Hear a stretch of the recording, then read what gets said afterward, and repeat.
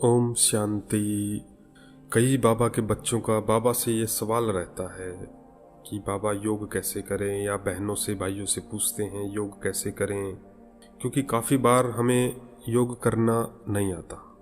हालांकि 7 days course में अच्छे से सिखाया भी जाता है, तब भी कई बार बच्चे कहते हैं उसके बाद भी कि हमें योग सिखाओ। वास्तव में योग क्या है? योग है बाबा को याद करना। बस इतना ही अर्थ है योग का, कि हम बाबा को याद करते हैं। जैसे हमने कोई कार ले ली आज, या घर में कोई टीवी ले आए, और आप अपने घर से 200 किलोमीटर दूर हैं, किसी रिश्तेदार के घर हैं, कहीं और हैं। अब वहाँ पर आपको बोला जाए कि आप अपने टीवी को याद कीजिए, तो आपको याद करने की ज़रूरत थोड़ी ही पड़ेगी। आपकी बुद्धि 1 सेकंड में आपके घर पे चले जाएगी और आपको पता चल जाएगा 1 सेकंड में कि किस कलर का था, आप बता देंगे उनको। इसको बोलते हैं योग, कि आपका उस टीवी के साथ योग हो गया। ऐसे ही अभी भी जो आपके पास कार और आप कहीं भी बैठे हैं, याद कीजिए आपकी कार की सीट कैसी है। ध्यान दीजिए क्या कहा, कैसी आपकी कार है, कौन सी कंपनी की कार है, आपके पास कौन सी कंपनी का मोबाइल है। इसको बोलते हैं याद करना। क्योंकि चीज़ें हम तुरंत याद कर लेते हैं, हमें क्या चाहिए वो भी पता होता है और क्या हमारे पास है। इसका अर्थ है कि बुद्धि में वो चीज़ रजिस्टर है, अर्थात याद है। किसी चीज़ को स्मृति में लाना ही याद है। तो बाबा तो हमारे सामने है ना। हर सेंटर में ब्रह्मा बाबा की फ़ोटो क्यों है? ताकि उनके तन में हम शिव बाबा को देखें। यह है पहला पॉइंट। वास्तव में हमारी लास्ट स्टेज है निराकारी स्टेज, कि परम धाम में बाबा बिंदी और मैं बिंदी। लेकिन फिर भी ये सवाल रहता है, तो बाबा क्या कहते हैं बच्चे? कई बच्चे कहते हैं हमें योग सिखलाओ। बाबा सुनाते हैं ये बोल अक्लमंद बच्चे नहीं बोलेंगे, क्योंकि योग का अर्थ क्या है? बाबा और मैं, बस इतना ही है। अच्छा, जैसे हम आपस में मीटिंग करते हैं, बिजनेस वाले से मीटिंग करते हैं। अच्छा, गांव में जो लेडीज़ है वो पड़ोस की लेडीज़ के साथ बात करती है। अच्छा, बच्चे हैं वो अपना खेलते हुए बच्चों से बात करते हैं। इसको बोलते हैं बात करना। तो ऐसे ही जब हम चल रहे हैं, कोई भी काम कर रहे हैं, तो दिल से बुद्धि से बाबा के साथ बात करना। ऐसे स्थूल में हम किसी के साथ बात करते हैं, उधर बाबा से बात करनी है।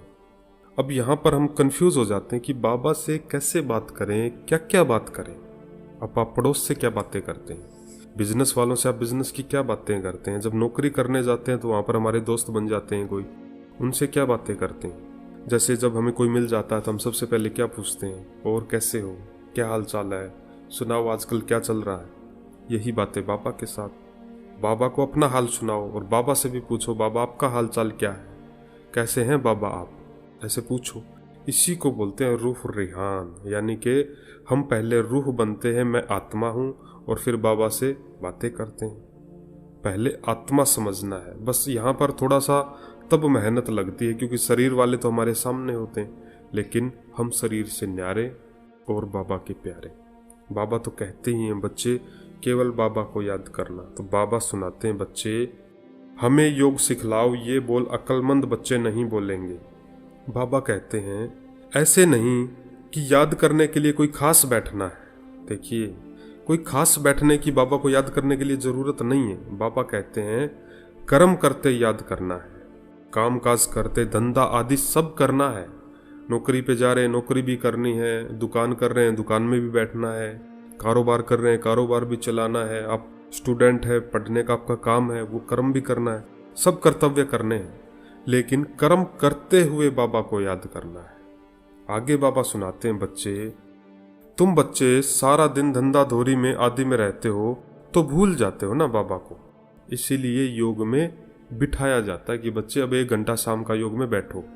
अमृत वेले स्पेशल, अमृत वेले तो किसी को कोई काम नहीं होता, तो अमृत वेला तो खास बैठना ही होता है। उसमें तो हम ये संकल्प भी नहीं कर सकते कि बाबा बैठे या नहीं बैठे। हाँ, कोई बीमार है, किसी को कोई तकलीफ है, तो आप लेट के भी कर सकते हो, क्योंकि विधि से सिद्धि है। विधि से हर कार्य करना है, ऐसे भी नहीं शरीर के साथ जबरदस्ती करके बैठना है। नहीं, याद तो बुद्धि से करना है।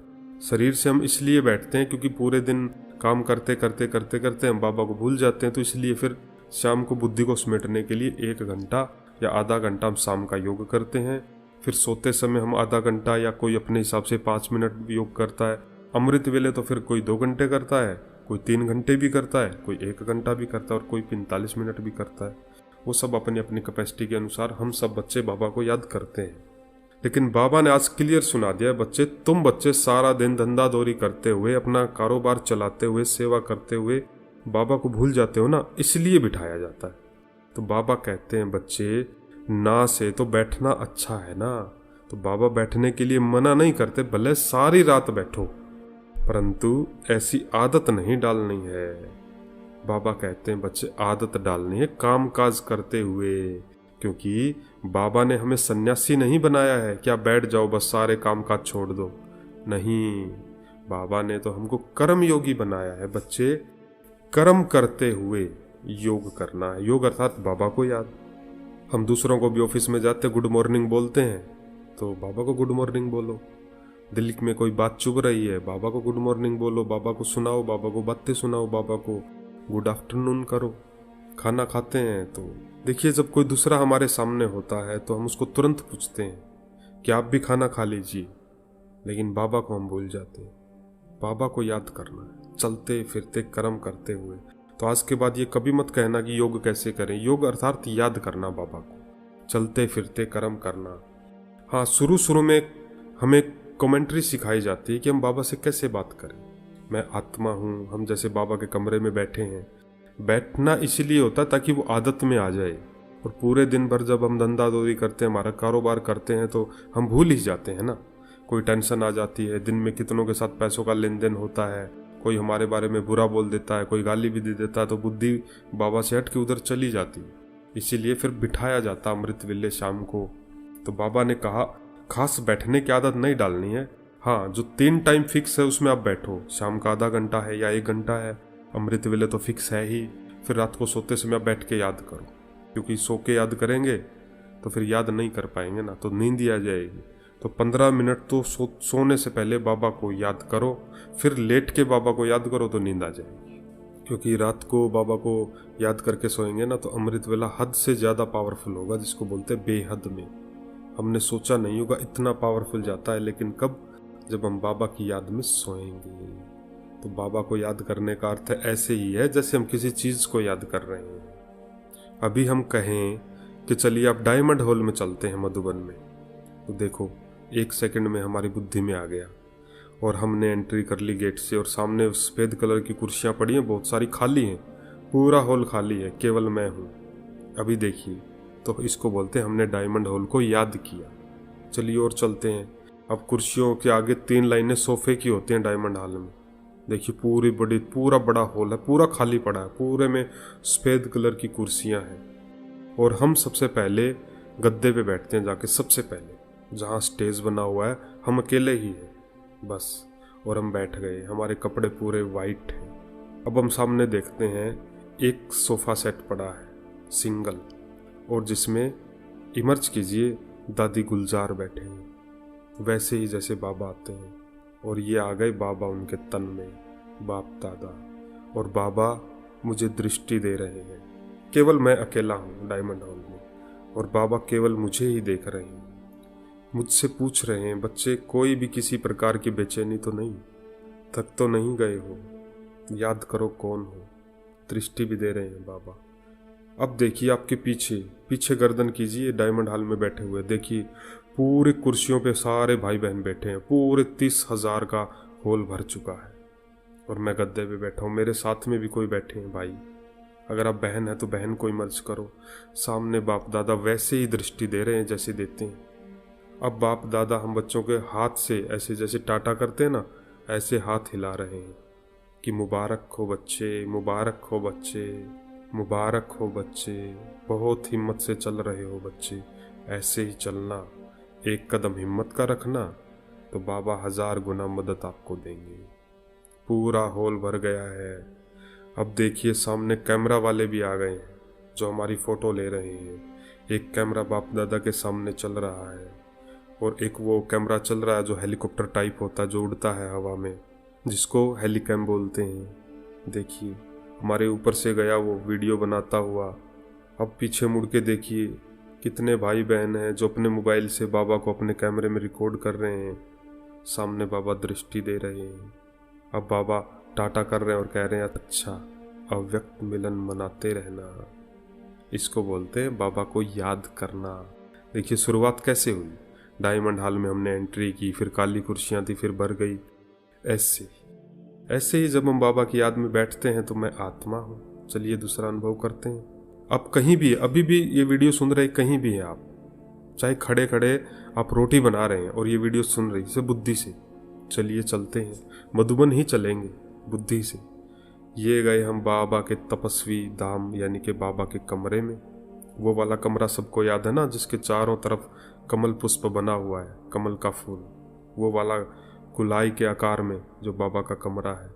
चलिए सीढ़ियों से जा रहे हैं, मैं अकेला ही हूँ। और अब देखिए पहली सीढ़ी पर पाँव रखा, जैसे ही दूसरी सीढ़ी पर पाँव रखा तो बूढ़ा बाबा हमारे सामने दूसरी सीढ़ी पर आ गया है और हमारी उंगली पकड़ ली है। और बूढ़े बाबा के तन में शिव बाबा दोनों रहते ही हैं। अब बाबा हमें सीढ़ियों से चढ़ाते हुए कमरे के अंदर लेके गए और ये बाबा ने कमरे का दरवाज़ा खोला और बाबा सामने बैठ गए जहाँ बाबा की फ़ोटो है, एकदम प्रत्यक्ष रूप में है। और ये सामने मैं बैठ गया नीचे गद्दे पर, चाहे आप बहन है चाहे भाई है, इमर्ज करो, सामने बाबा की फ़ोटो को देखो, अब सिर्फ फ़ोटो को देखो। और बाबा के मस्तक में, ब्रह्मा बाबा के मस्तक में धीरे धीरे शरीर गायब हो रहा है जो फोटो में है, और बाबा का लाइट का शरीर इमर्ज हो गया है। चारों तरफ शरीर के वाइट कलर की कनियाँ ऐसे बनी हुई है और ऐसे साकाश टाइप में बाबा हैं। और बाबा दोनों आँखों से, सूक्ष्म आँखों से ऐसे मुझे देख रहे हैं। सामने बाबा बिंदी, और जैसे बाबा है ऐसे ही मैं बन गया हूँ लाइट का, शरीर तो है ही नहीं, एकदम लाइट। देखिए अनुभव में खो जाइए। और बाबा, ये आ गई बाबा की किरणें उतर उतर कर मुझ आत्मा पर। अब देखिए जो चारों तरफ दीवारें बनी हुई ना, गोल आकार की दीवारें हम बाबा के कमरे में, वो एकदम से गायब हो गई है और उसकी जगह पूरा आसमान आ चुका है। अब हम आसमान में खड़े हैं, सामने बाबा खड़े हैं और इधर सामने बाबा के मैं खड़ा। अब हमारे पाँव के नीचे ऐसे सफ़ेद कलर के जैसे धुआं होता है, ऐसे धुआं धुआं फैल गया है, एकदम लाइट का, जैसे बल्ब जलता है ना सफ़ेद का, 9 वाट का, 10 वाट का, इतनी लाइट, तेज़ लाइट।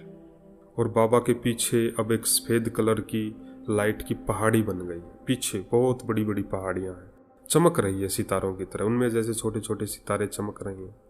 और बाबा खड़े हैं, मैं बाबा के सामने खड़ा हूँ। इसको बोलते सूक्ष्म वतन का अनुभव। ऐसे अब देखिए आपके पीछे और भाई भी आ गए हैं।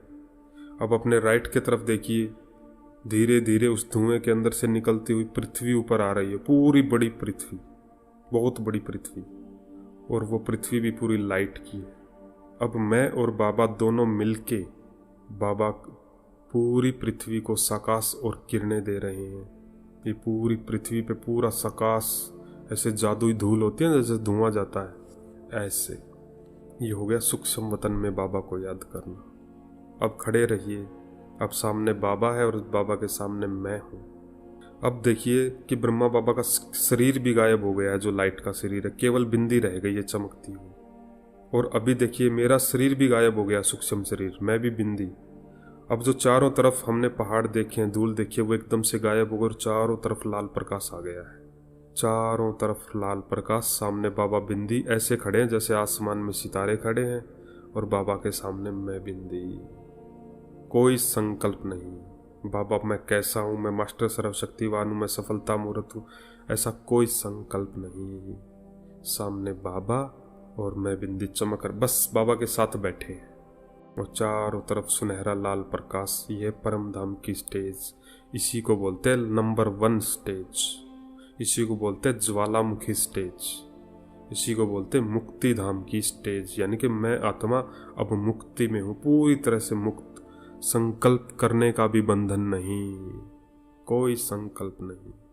तो आज के बाद ये मत कहना कि बाबा योग कैसे करें, योग लग गया बाबा से, ऐसे ही चलते फिरते बाबा को याद करना है। तो आज बाबा ने थोड़े अच्छे पॉइंट, गहरे पॉइंट हम बच्चों को सुनाए, जिसके लिए बाबा का दिल से शुक्रिया बाबा, शुक्रिया बाबा, शुक्रिया बाबा। अच्छा, ओम शांति।